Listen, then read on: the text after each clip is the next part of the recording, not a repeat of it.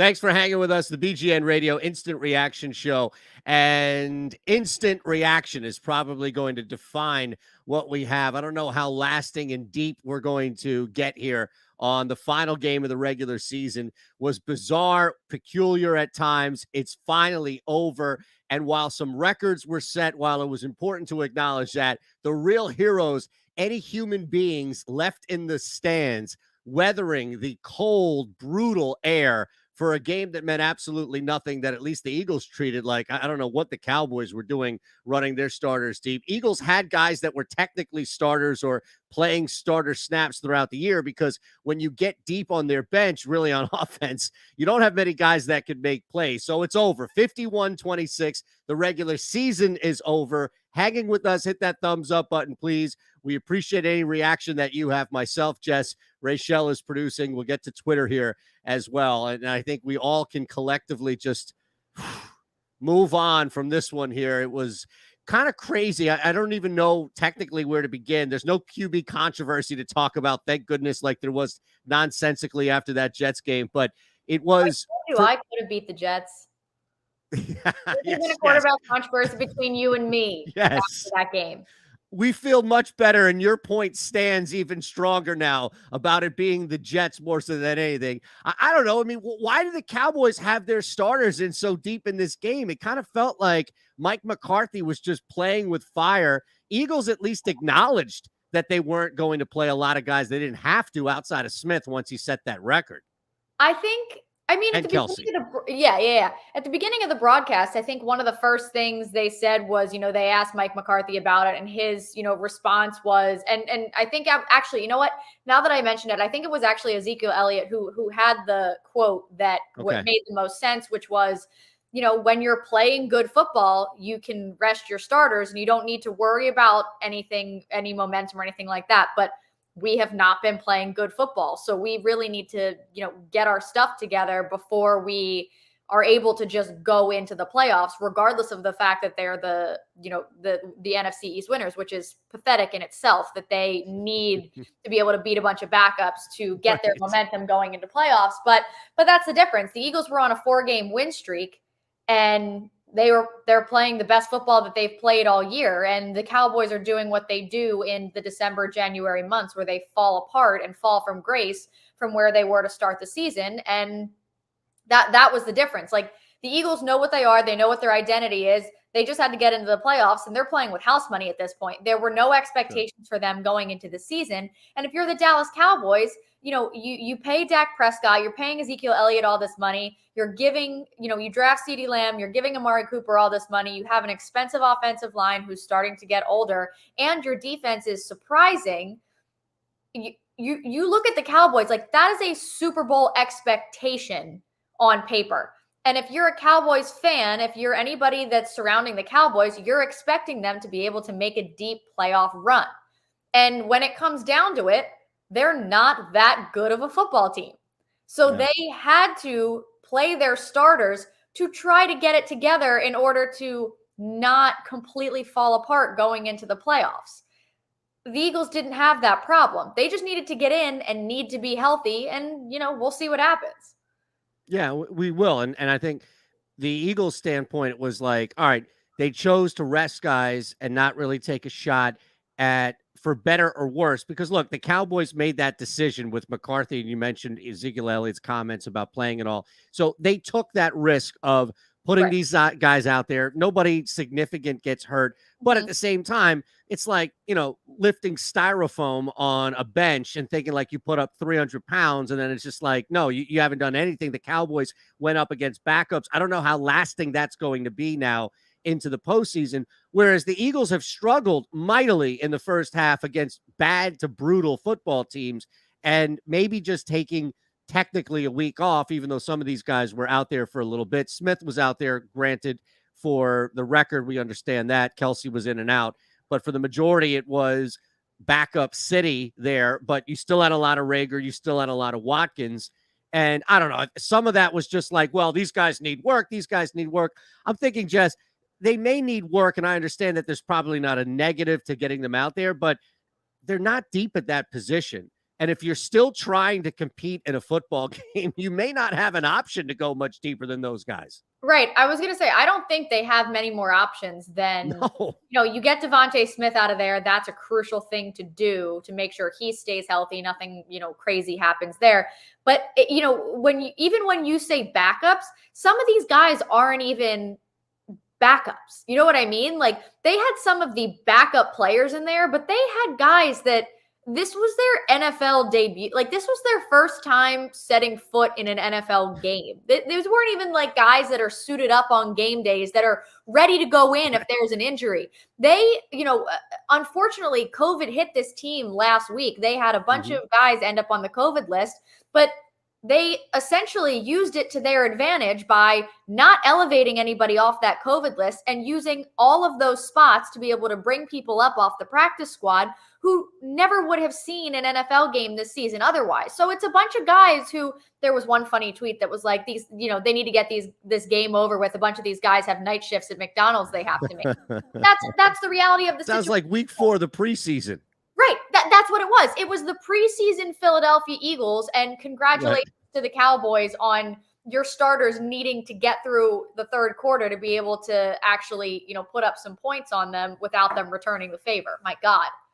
No, it was amazing to see this. And they're talking about how this was on the broad. This game needs an asterisk all over the place. And if people want to put an asterisk, right. And look, I'm willing to sacrifice Devontae Smith's rookie receiving record, at least with an asterisk next to it, because it was an extra game, to sacrifice and throw in the big pot here. Like Dak Prescott, first time that he's thrown for 5 touchdowns, 51 points, the second most points put up on the Eagles.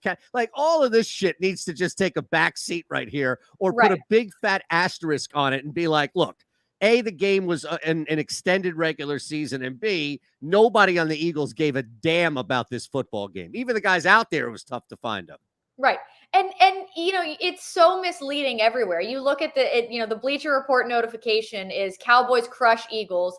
Dak's career high 5 TDs takes down shorthanded Eagles. No, they voluntarily kept themselves shorthanded. Like, they weren't shorthanded and struggling. They said, here, take this momentum. You clearly need it.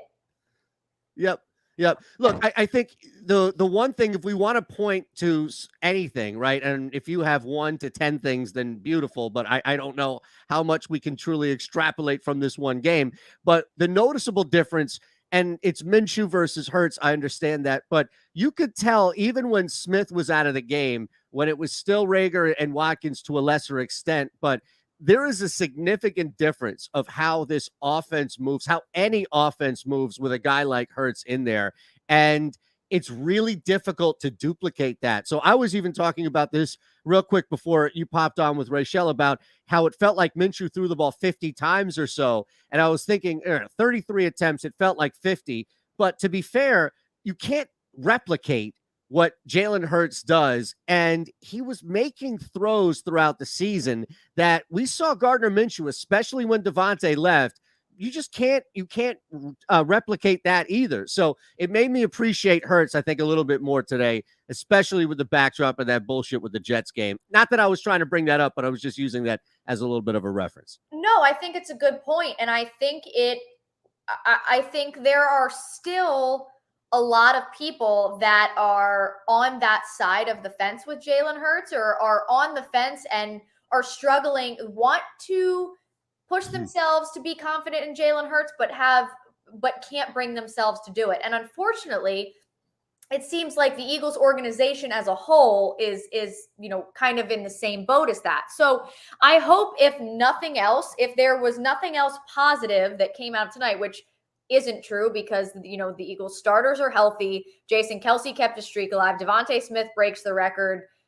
There's, aside from the final score, which, as you said, everything has an asterisk all over it, there's not much to really be like super bummed about tonight. And I think one of the highest things on the list, you're absolutely right, is you see the difference that Jalen Hurts can make in a game. And while I understand that, they were, 5 for 5 on the offensive line being completely different. I understand that they were, they didn't have Miles Sanders, Jordan Howard, or even Boston Scott in there. They were using Kenny Gainwell and Jason Huntley, who they elevated today. I get that there were some differences there, but ultimately you also you see the composure from Jalen Hurts that he brings in comparison to someone like Gardner Minshew when he was very clearly frustrated.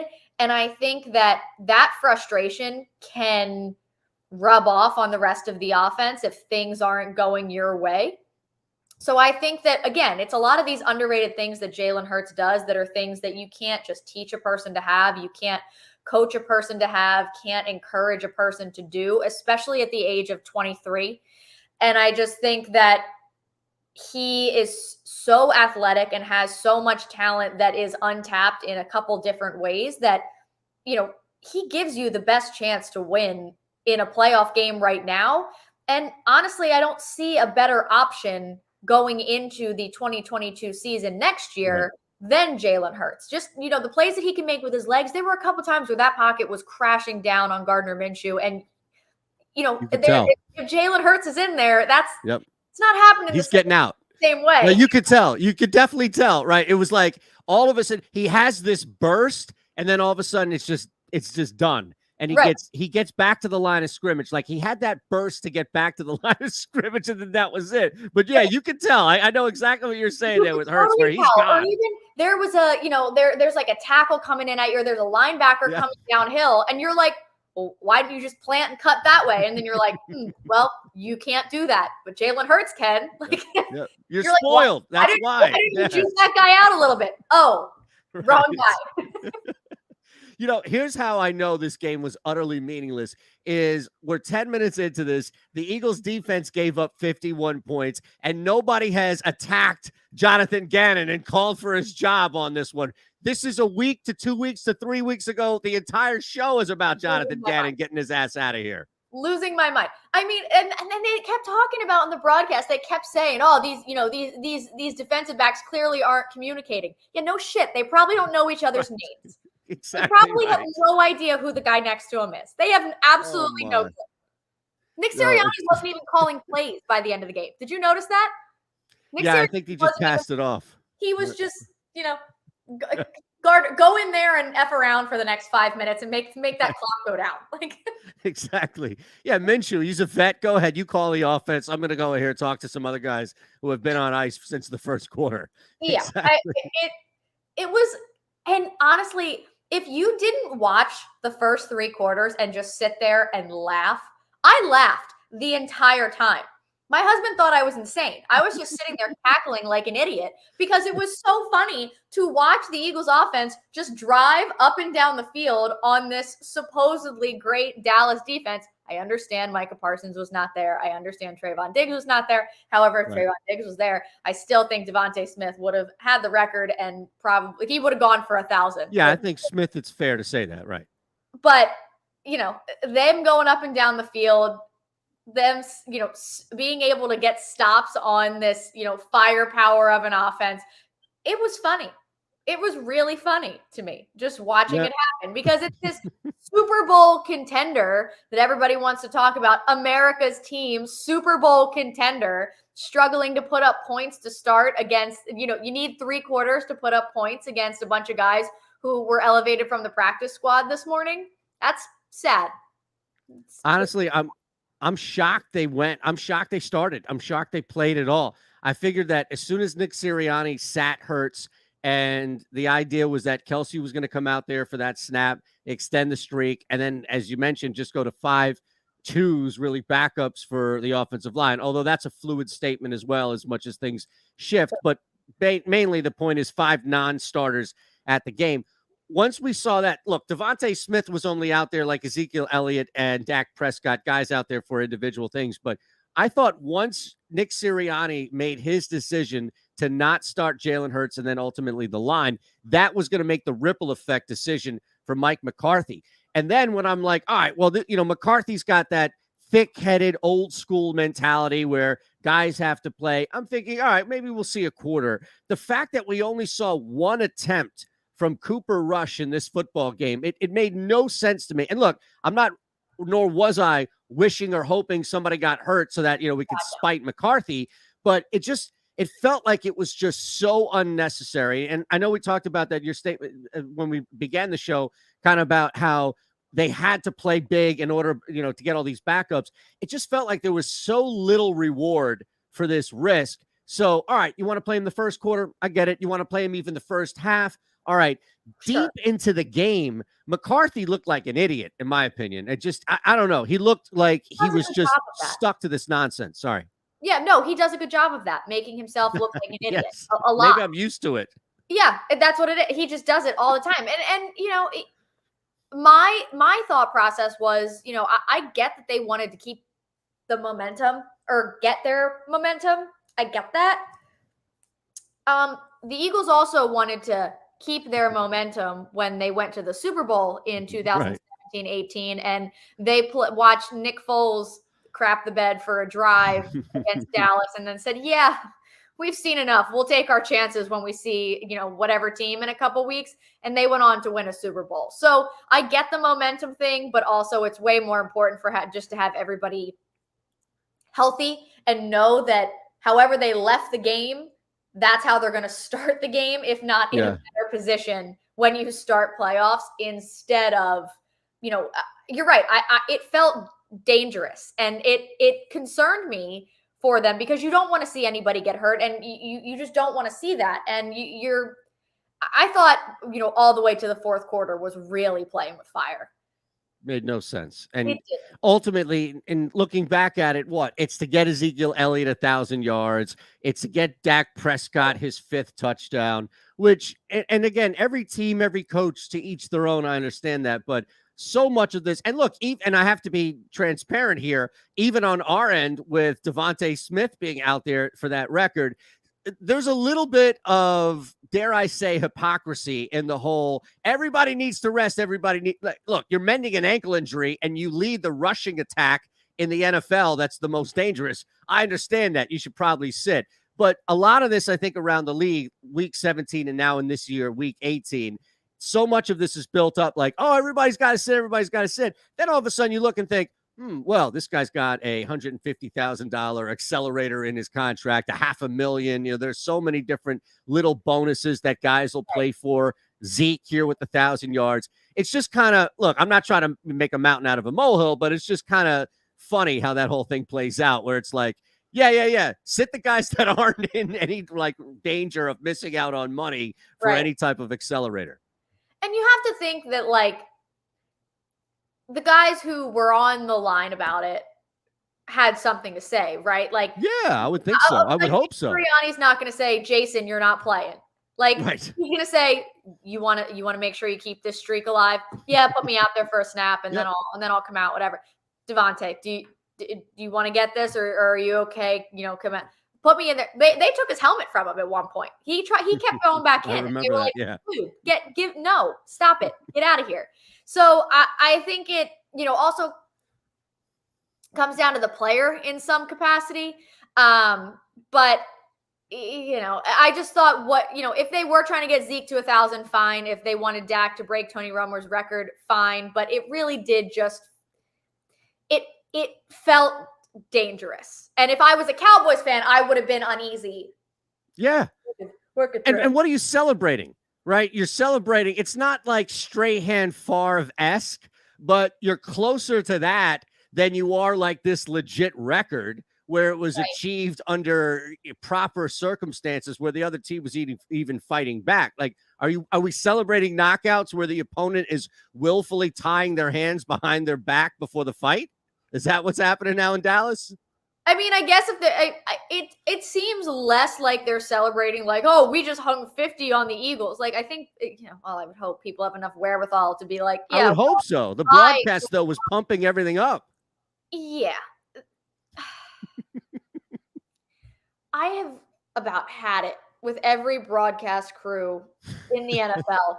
It's painful to listen to at points. At least, I will say, I really like Louis Riddick because he made several points referring back to previous games that they didn't call. They only had them for the one Monday night game in Dallas. Yeah.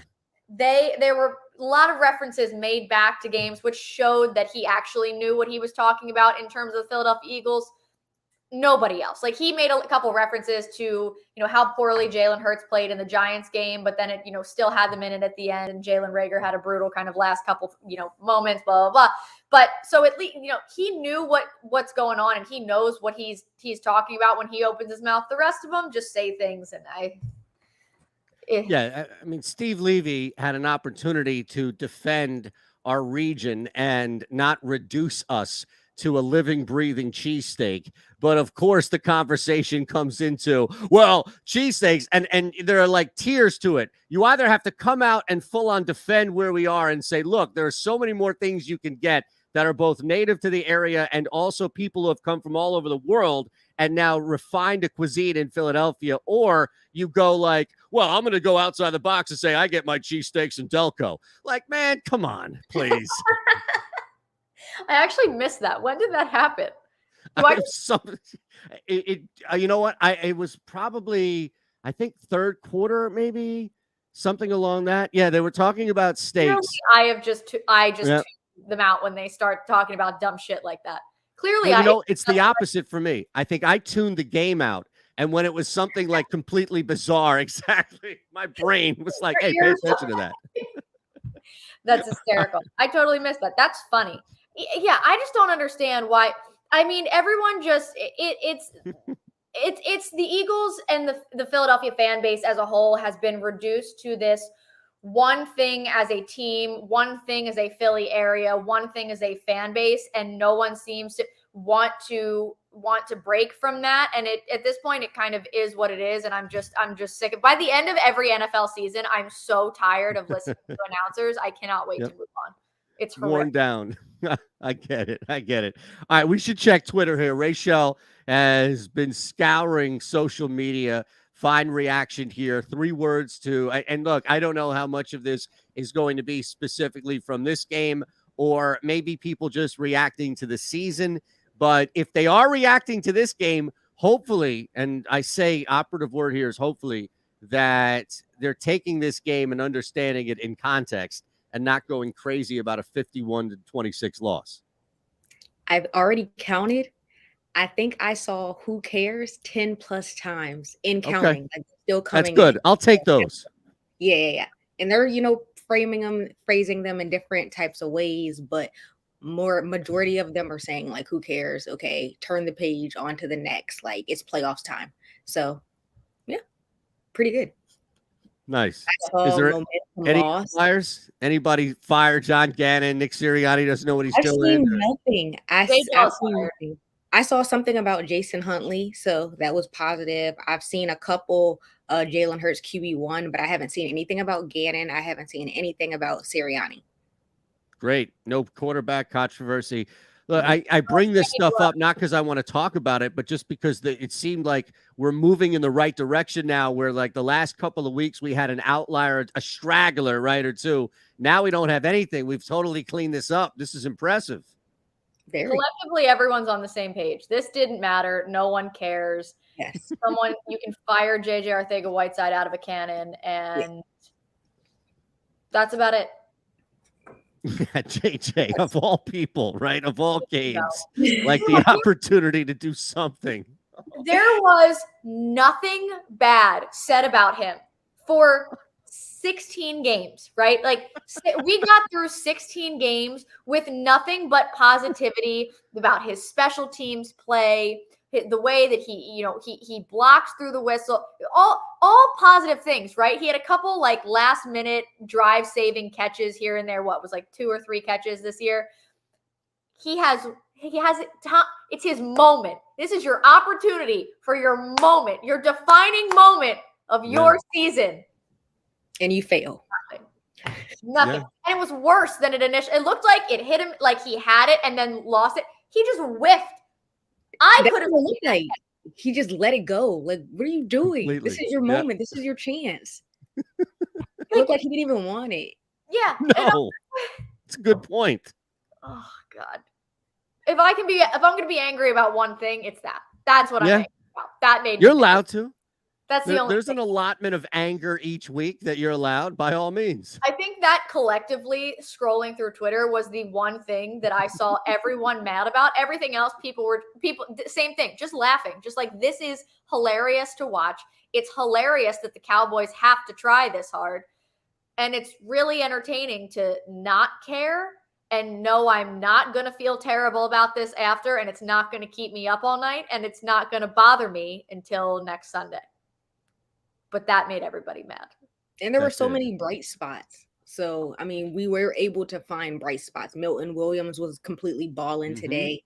Somebody just tweeted out happy for Devontae. So there were bright spots, even though the score, but at the end of the day, it doesn't really matter. Yeah. No, you're right. I mean, Williams, right? 2 sacks in the year. Jackson had a sack. Gainwell, I know you had the touchdown here.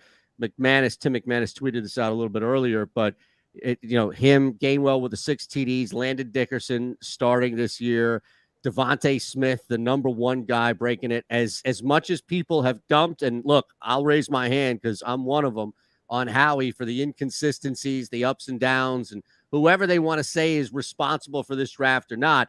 It's nice to see guys immediately make an impact in a year and not have to have that conversation of, well, you need 3 years to see a draft class, et cetera. Like, we're seeing signs, DNA in each one of these guys that they at least can play in the NFL, and not in like a rotation standpoint. I mean, like, play out there in quality snaps. Pretty good year for the rookies.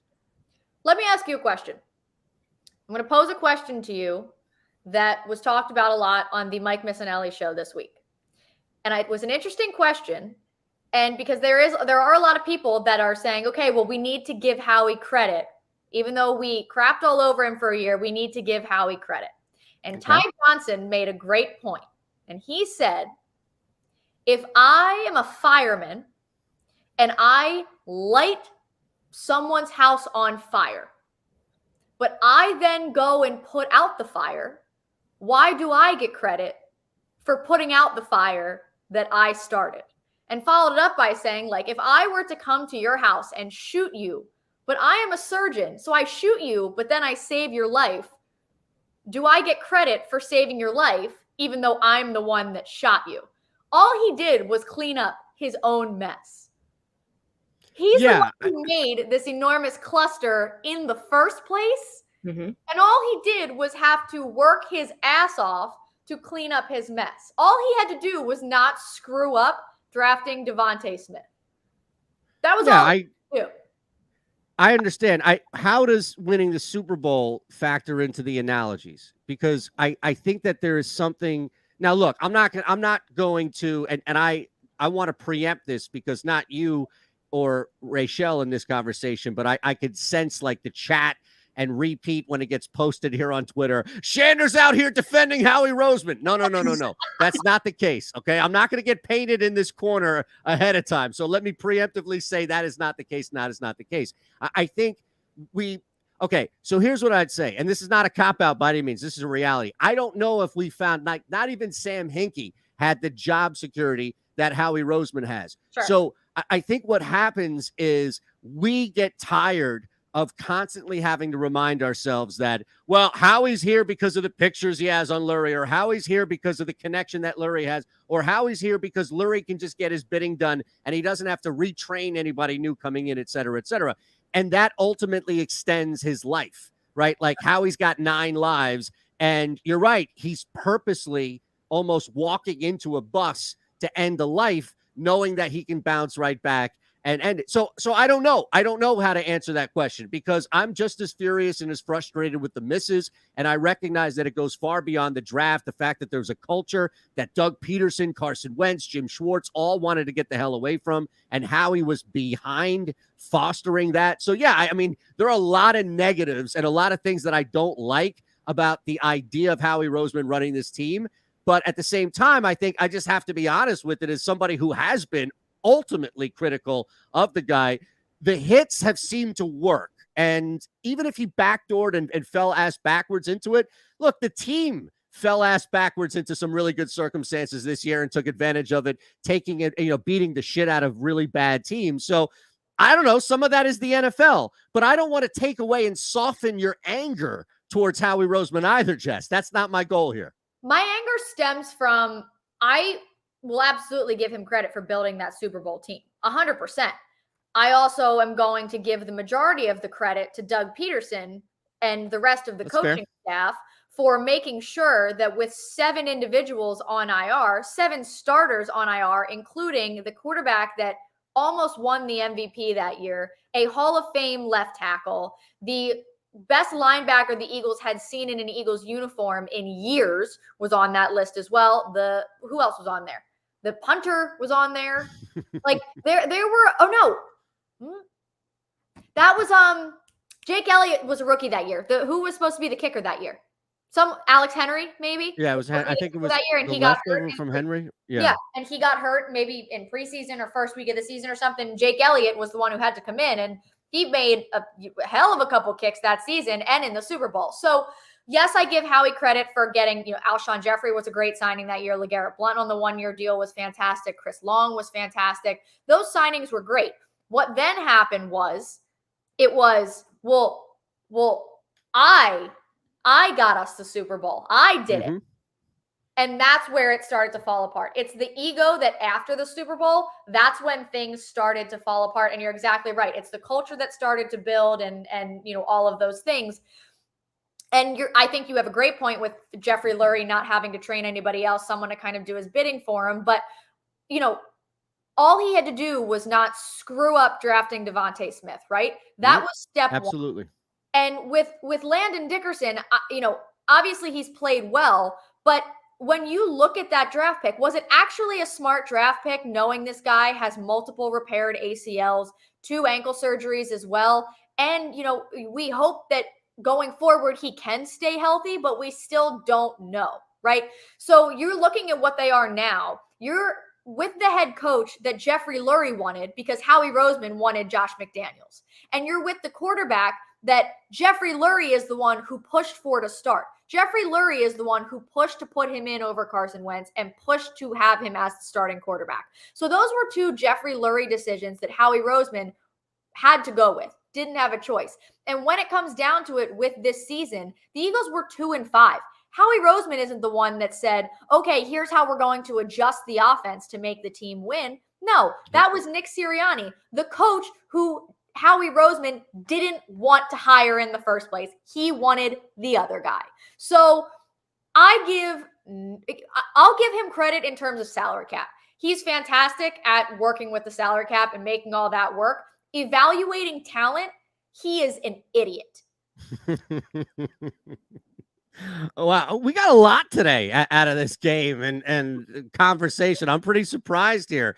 I was thinking, I even asked Rachel ahead of time if we had a minimum quota here, but this was pretty juicy from looking at the game itself, the season. Nice little Howie Roseman conversation here as well, and now we get to head into the playoffs. Not bad. So excited. Yeah. Who do you want to see in the playoffs? If you had your choice, Not Brady. I want. So here's my answer to this, and I'll be brief, so you all take as much time as you need. But I'll just defer to the quarterback, right?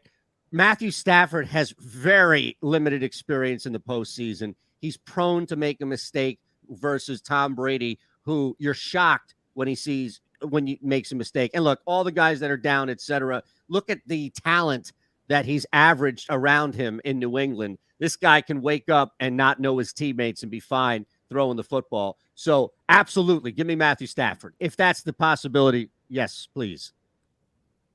I'm with that. If there's an option between Brady or Stafford, if that's who the question is between, I would prefer Stafford, of course. Wouldn't it just be so sweet to knock Brady out, though? Wouldn't it just be so wonderful for the Eagles to do that once again? Be careful. Now, technically, this could play out, right? Is there any other option after this outside of those 2 teams? Because San Fran wins, they're in. San Fran loses, New Orleans wins. Eagles get bumped up to the 6th seed, and then New Orleans comes in at the 7th seed. I don't think so. I don't think there's any other.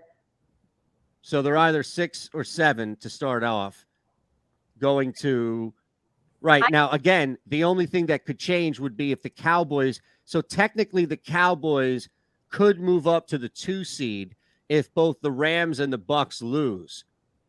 So we could see it would be Brady, Stafford, or Dak. Or Dak. Again.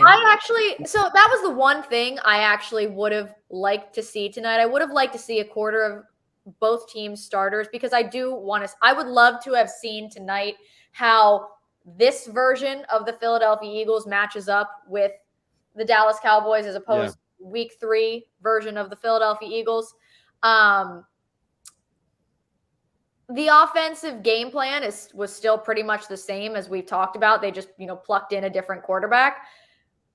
I think that could actually be a good game. It's hard to beat the same team twice in a year, let alone 3 times. I think Brady's probably the last person you want to see there, but I think it would probably go Stafford, Dak, Brady. I mean, okay, so let me throw it back at both of you then. Definitely from a football standpoint, there's Jess's question, which is which team would you want to see versus not want to see. But to kind of tail your point there about satisfaction of knocking out Brady, you've got the satisfaction of knocking out Brady, or in this bizarre hypothetical where both the Rams and Bucks lose, Cowboys have won, you could knock out Dak. So I'll give you the Cowboys or Brady. I'm going to go Brady. I would be absolutely relentless. I would be an insufferable human being to deal with in either situation. You got to choose one. Give us one on the way out. I really do think it would be sweeter to knock out Brady. I do. Just because he is still playing so well at his advanced football age. It's unreal what he is just able to do week in and week out and just make it happen and turn it on and just carry. It's unbelievable. And ever since beating him in the Super Bowl, I can allow myself to actually respect him and not just completely despise his guts. So now I just respect everything he does. And it just, if you want to be the best, you got to beat the best. Yeah. Rachel said Brady too. I said Brady. Yeah. Yeah. But knocking out the Cowboys wouldn't not feel good. That would be amazing. No, I get it. There's no wrong answer. I understand that. I understand that. All right, so we'll have a lot to talk about next week. Look back at the game, look back at the season. So definitely make sure you hang with us as soon as the game is over, whoever they play. I will say this on the way out. I don't know how familiar everybody is with the scoreagami, but this was a unique score. So if there is one thing we can look back at, it's the first time in the NFL that a game has ever finished 51-26. And the Eagles are on some bizarre side of history with that there as well. So take that for what it's worth. Sure. Right. Just another weird thing you could bring up on a Tuesday or Wednesday in the playoff conversation. You're welcome. We'll see you next week. Hit that thumbs up button, please, if you haven't already. Thanks again for hanging with us, and enjoy the week. Playoff week coming up next.